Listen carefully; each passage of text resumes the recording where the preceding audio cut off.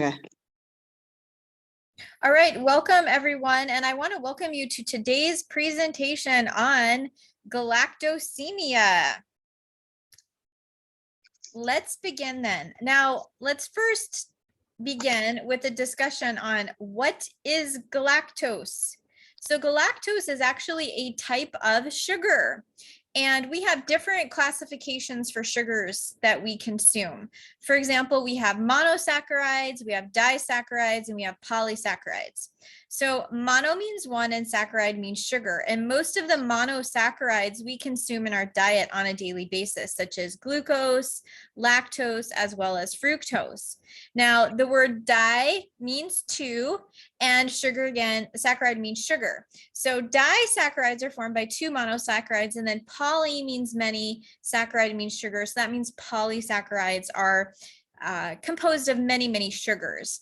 And the ending OSE or OS is also on the end of sugars, and we see that as being full of. So these compounds are full of sugars.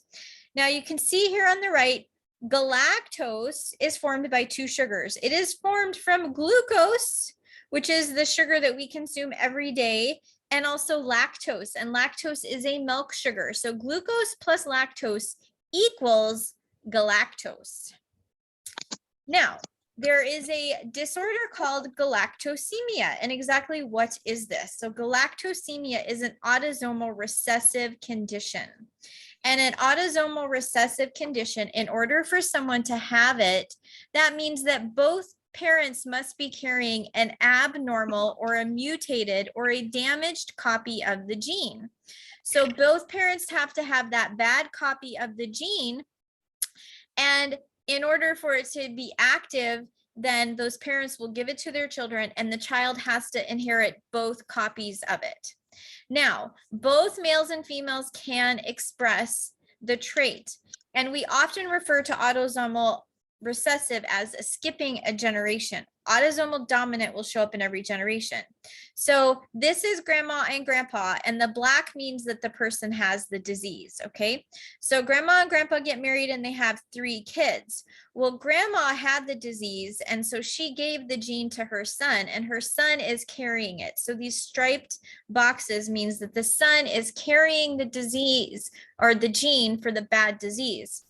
This line here between the boxes, this means that these two people got married, okay? So the son gets married to a woman, and she also has a bad copy of the gene. So remember what I said.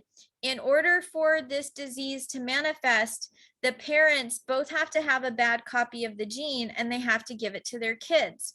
Well, when parents get married and they have children, those genes recombined in different ways. So what happens then with the parents that get married is that they're going to pass the genes on to their kids. And inevitably, one of the kids, just based on genetic recombination, will have the disease. So here in the black, just like grandma had it, it's skipping a generation. One of the daughters has it. Now, 2 of the sons are carriers, and one of the daughters will be normal. So orange is normal, okay? So in order for somebody to get galactosemia, they have to have 2 bad copies of the gene or 2 abnormal mutated copies that they got from their parent. Galactosemia, guys, is very, very, very rare. Okay, so galactose. Now, the interesting thing, there's a biochemical pathway in the body, okay? Galactose, remember what we said, galactose is, it's glucose plus lactose. So when galactose breaks down, it gets converted into glucose, and the body uses glucose for aerobic respiration and energy in the body. So how does galactose get converted to glucose? It gets converted to glucose via this biochemical pathway. And there's a couple of enzymes that are involved. Now, there's more in this pathway than what I've shown here. This is just a simplistic depiction. Galactose gets converted to galactose 1-phosphate, the P stands for a phosphate, via an enzyme called galactokinase. Galactose 1-phosphate, through a series of steps, then gets converted to glucose 1-phosphate via an enzyme called galactose 1 uridyl transferase. Okay. Now, galactosemia can occur in two different ways. It can occur if the galactokinase galactokinase enzyme is missing because of an abnormal gene, or it can occur because the galactose 1 uridyl transferase enzyme is missing because of a bad copy of the gene. What does that mean? That means that the gene that codes for that enzyme is missing or absent, and the child developed, again, those two bad or mutated copies. So what happens if an enzyme is missing? If an enzyme is missing, that means that the body cannot break down the galactose. Okay, so the body cannot break down the galactose. I just skipped ahead here. I didn't mean to do that. So if the body cannot break down something, what does that mean? That means it builds up in the body. It's going to build up in our organs. It's going to build up in our blood. Now, particularly with galactose, it will build up inside of the liver. And when things start to build up inside the liver, it causes the liver to expand. Okay. The other part of this is that galactose gets converted to something called galactitol. Now, I didn't show this pathway here, but we'll just discuss it, okay? And then galactitol gets converted to something called sorbitol, and sorbitol can actually damage the retina of the eye. So in just a little bit, we're going to talk about the signs and symptoms of galactosemia. And see that the liver and the eyes are both going to be impacted then, okay? So with the galactokinase, which was the first enzyme deficiency, this is a milder form. But when kiddos are born, they sometimes will have cataracts and they might have some developmental delays during infancy. With classic galactosemia, this is a more severe form. So remember, the enzyme is absent. It causes galactose to build up in the body, okay? Now, kids might also be born with cataracts. They might have some failure to thrive as well and developmental delays. Sometimes they'll have jaundice at birth because remember that liver is impacted from the buildup of galactose. And so their liver, hepatomegaly means, hepato refers to liver, megaly means large. They'll have a large liver, okay? So this is what we'll see the difference in the symptoms, okay?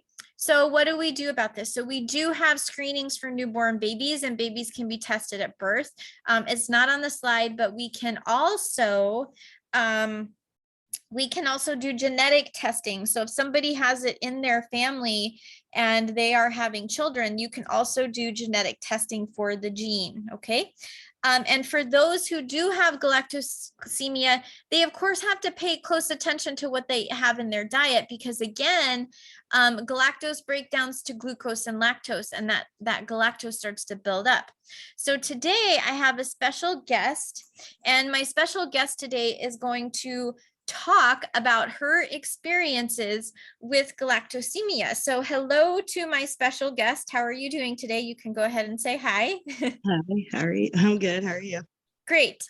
So if you want to start off today, and do you want to just tell us a little bit about what it was like growing up with galactosemia?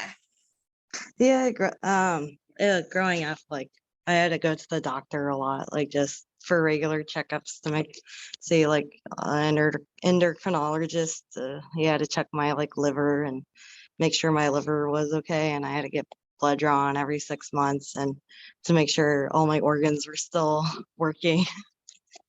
I guess. Mm-hmm. And was that, so when you were a little girl and you had to go to the doctor all the time, was that scary for you, or did it feel kind of normal? Just normal, and I'm so used to like getting my blood drawn that I'll just like watch them do everything, and I'm like, I want to do that. Well, it sounds like you have a very positive attitude about it. That's Yeah. good. Mm-hmm. And then anything else about when you were growing up that stands out in your mind in terms of like how you ate during lunch? Did you get school lunches, or did you have to bring your own lunches? Mostly it was always like packed. My mom packed the lunch, and for what I could remember, like I don't remember kids like teasing me or anything like that. I just remember that like if they were interested, they're like, oh, why aren't you getting pizza today? Or if there was a party, or like if there was a pizza party at school, my mom would be like, oh, like I'll get you a sandwich from like Subway. So she'd make like an alternative, something like sandwich, like without the cheese, stuff like that. And then we just modify. So it was just easy to modify things to compare to like just kind of like telling kids about it usually sometimes. That's great. Now, so you brought up two really good examples. So one, you said you can't have cheese, right? Tell Mhm. everyone why you can't have cheese. The way that me and my older brother describe it, me and my older brother both have this disorder, is that we would just say, and like, just like our terms, we're like, if we have milk, we'll get very sick and die. Like it's like we have the deadlier version of lactose intolerant. So if for us, like we can't take a pill for like in lactose intolerant, it's different. Like it's gonna build up in our bodies and cause us to like symptoms of like cataracts or enlarged liver and stuff like that. Exactly. So remember, everyone, that galactose gets broken down to lactose. So people that have galactosemia cannot have dairy products. And as our special guest said, they can't take a pill like lactate or something to help them digest it. They have to avoid dairy products. So no cheese. And the other thing that you mentioned was modifications. And that's great, right? A lot of people that have enzyme deficiencies, they do have to modify it. And it's great to help, especially kids, normalize the eating experience by saying, well, you can't have this, but here's an alternative, and to make eating fun for kids. Now, my other question for you too was about anyone else in your family, and you mentioned that your older brother had it, and that's a perfect example too of how galactosemia gets transferred through our genes. And then do you know if anybody else, like aunts or uncles or grandparents or anyone like that, had it? Do you have any knowledge of that? No, just from what I know, it's just me, my older brother, and then like just two other people that we're not related to, but like I think there's four people in Arizona total, me, my older brother, and then two other kids in Tucson. Wow. So again, that speaks to the fact that galactosemia is very, very rare, right? Yeah. So you are a special person. You are blessed with this genetic anomaly. Yeah. And then, so thanks for sharing those experiences when you were a child. And then tell us about your experiences as adult with galactosemia. Well, for And me, go ahead. oh, go ahead. Just growing up, I remember, or even as a kid too, I remember like going grocery shopping and now living on my own and stuff like that.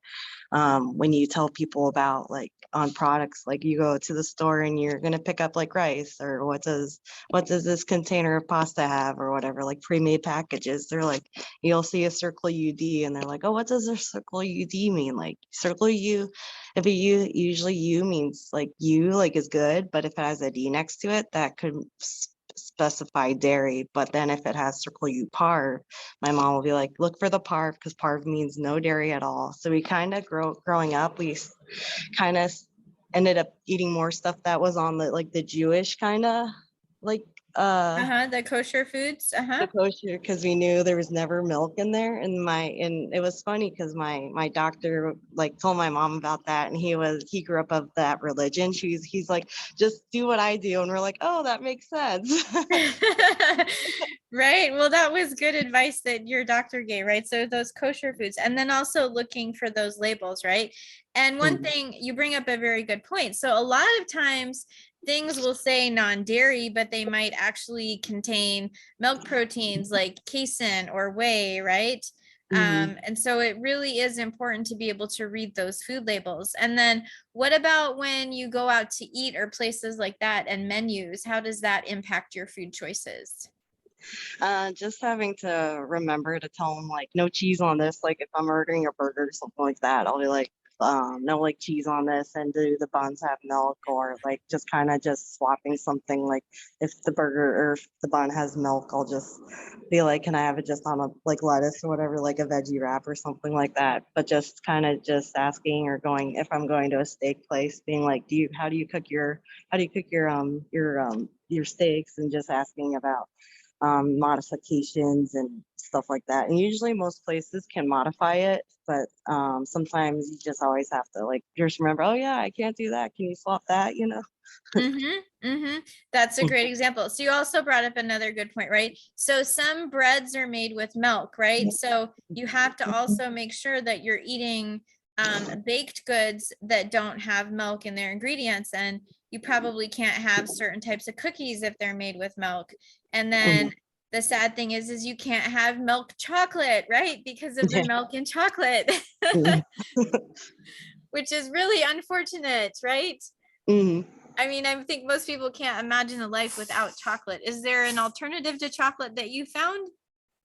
So yeah, usually now it's funny because we'll go to my favorite place to shop is Trader Joe's. So I'll go Trader Joe's. I'll be like, "Ooh, ice cream, this is vegan and it's dairy." And I have a friend that I work with, and whenever we find something she's totally vegan, she's like, "Ooh, like let's have you tried this ice cream?" I'm like, "No, like where'd you find it?" So it's kind of funny when I kind of connect with someone who's vegan, even though I'm not really vegan. Yes. So we just reading labels and making sure it's like, oh yeah, that has no dairy in it, and just make sure that doesn't have the casein or the whey. But it's funny how we just connect that way sometimes. That's awesome that you have that connection with someone that doesn't even have galactosemia, but that they Yeah. can relate to your experience because of that. And Yeah. so I'm sure that on some level too, you feel like your diet is healthier than most because you are avoiding some of Dairy. these foods that aren't necessarily good for us, right? And the non-dairy ice cream is a great example. I'm lactose intolerant, so I can't have regular ice cream, although sometimes I sneak it and have to deal with it, right? But regular ice cream isn't going to hurt me the same way it would hurt you. And then also cream cheeses, right? There's some cream cheeses out there now that are non-dairy that are made from pea protein, and some of those taste pretty good too. Mhm. So that's great that we have alternatives. Well, I want to thank you so much for coming today. And is there anything else you want to add or share before we wrap things up? No, just that it's funny because growing up as a kid, I kind of felt like bad for myself, but then kind of looking at retrospect, I'm like, I could have been worse, and I'm just happy like it's not worse. And I was blessed to get kind of this disorder compared to other things it could have been. So I'm just happy. I'm just the least to say I'm just blessed to have what I have. That is amazing that you have a positive attitude. And, I think I've shared with some of my students and friends before too that I have celiac. And similar to what you said, in retrospect, I sometimes think, having celiac sometimes isn't that bad because I am very aware of what I eat and what I put into my body. I'm very health conscious. And so Mm, sometimes these things that life brings us that feel unfortunate can be tiny little blessings in disguise because we have a greater awareness as a result of that. So I think that's a great positive note to end on. And I want to thank my guest speaker so very much for taking the time to share her experiences with us. And I hope that wherever you are at in the world, that you enjoyed this presentation and that you learned a little bit more about galactosemia. Thank you so much and have a great one.